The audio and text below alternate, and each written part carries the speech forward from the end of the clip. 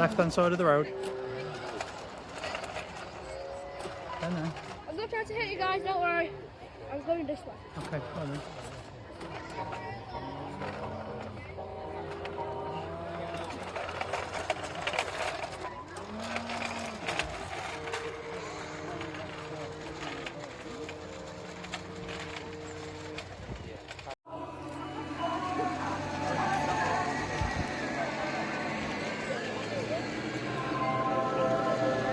You carry on, Lou, I'll catch you up.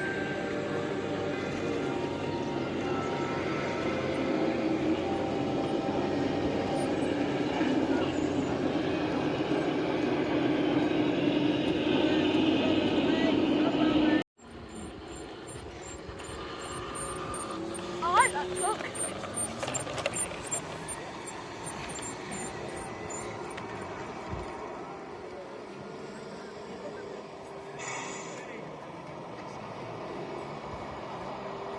Over there, just wait a minute, because everyone's gone down here.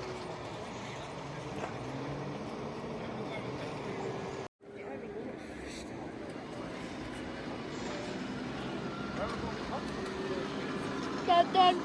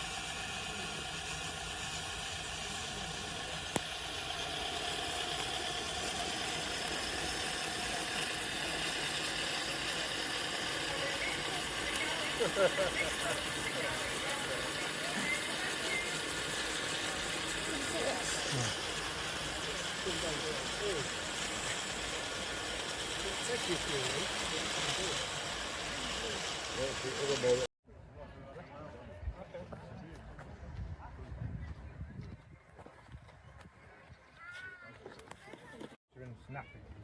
You can't, I try and use them like plastic.